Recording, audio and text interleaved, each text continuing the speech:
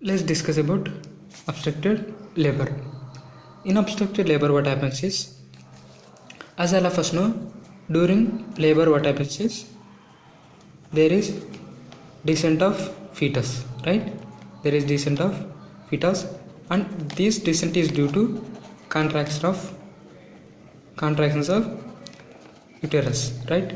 Due to contractions of uterus, there is descent of fetus during labor. Here in obstructed labor, what happens is this descent of fetus will not happen. This descent of fetus is not happen. In spite of having contractions of uterus, there is contractions of uterus, but this descent is not happening because of obstruction. There is obstruction. Due to this obstruction, in spite of having contractions of uterus, descent is not happening, right? And the obstruction will have fetal causes, as well as fault in the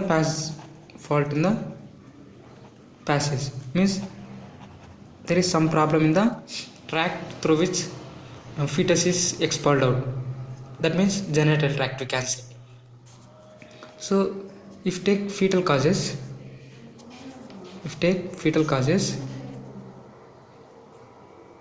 these include transverse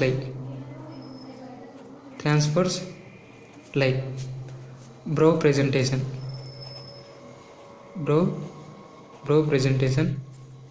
congenital malformations,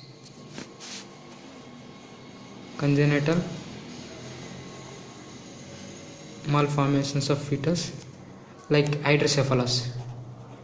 This is the most common cause. Hydrocephalus is the most common cause of obstructed labor. And fetal ascites, big baby, as we see in diabetic mother, big baby, accipito posterior presentation.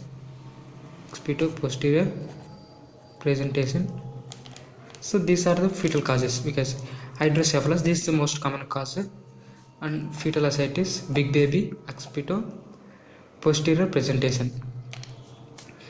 Coming to the these are fetal causes, right? This is fault in the passage. So if take fault in the passage, cephalopelvic disproportion,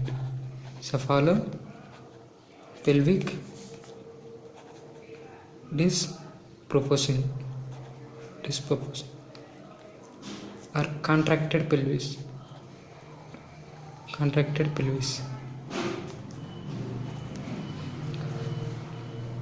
broad ligament fibroid,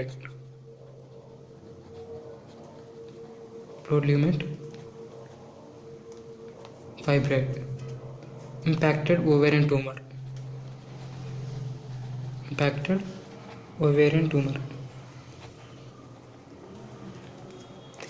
These are the causes that are present in the passage.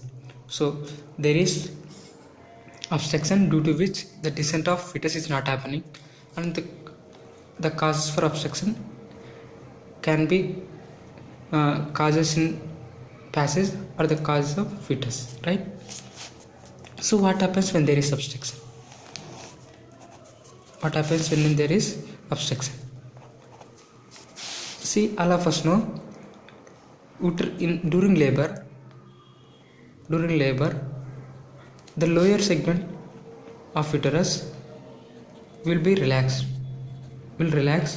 whereas upper segment of uterus will contract, or it pushes the fetus down. Okay, that means this uterus, upper segment, lower segment, this will contract and lower segment will relax. Due to this, fetus can move easily down, right? Here what happens is, in spite of having good contractions, baby is unable to move down because of obstruction. Due to this, what happens is, this upper segment will contract tonically, means it contract very strongly. Due to this very strong contractions, what happens is it appears like there is uh,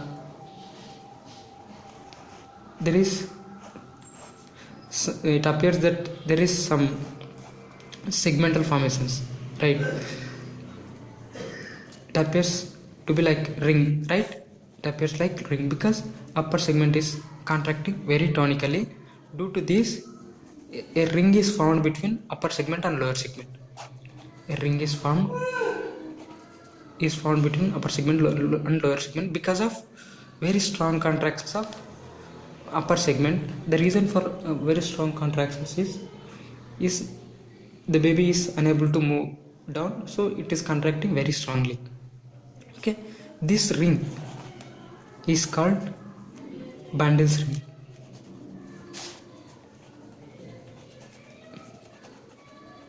Bandel's ring is also called retraction ring. Okay, retraction ring. And moreover, here due to obstruction, fetus is undergoing distress conditions, right? Fetus is undergoing distress condition. This results in reduced fetal heart sounds. Fetal heart sound. Sometimes even absence of fetal heart sounds will take place. Absence of fetal heart sound will take place. And this uterus, it is giving pressure on bladder. This uterus is giving pressure on bladder. Due to this, there will be bladder distension.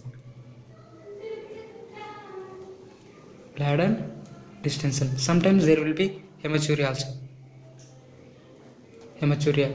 Sometimes there will be trauma to bladder. So all these things will take place.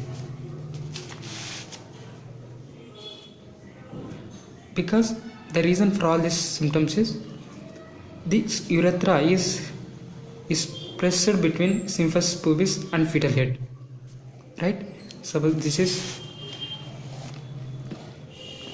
is bladder, this is urethra, and this urethra is being pressed between symphysis pubis and fetal head, right? Due to this, retention of urine will take place. That results in increase in the capacity or bladder distension and inability to pass urine. Sometimes even hematuria. Because of this pressure, sometimes there will be trauma to urethra that results in hematuria, and even trauma to bladder can also happen. And if you take pervaginally, there will be dry hot vagina. Sometimes even offensive or purulent discharge may be seen. Purulent discharge can be seen. Even sometimes fresh blood can be seen. See, as all of us know, during labor, what happens is the bones of skull of fetus will approximate together, right? So that it can pass easily through the passage, right? So here what happens is there will be over approximation due to obstruction. There will be over approximation of fetal skull bones. Due to this, we will see caput. Or molding, right? Then how will you manage this case? Management.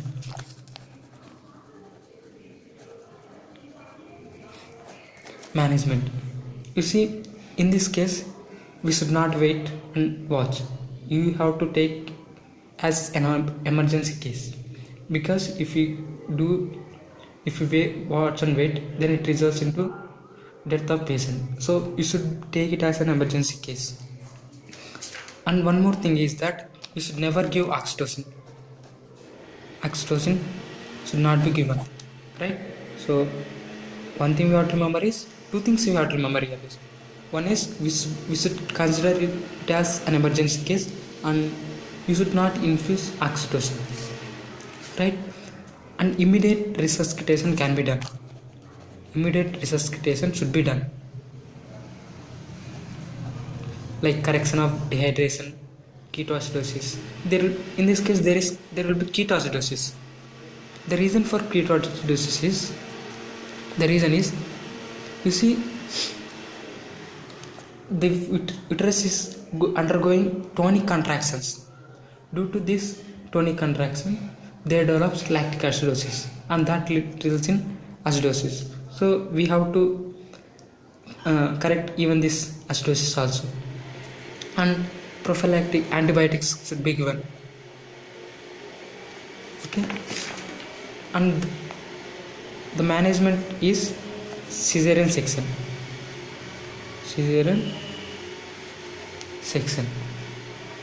Okay.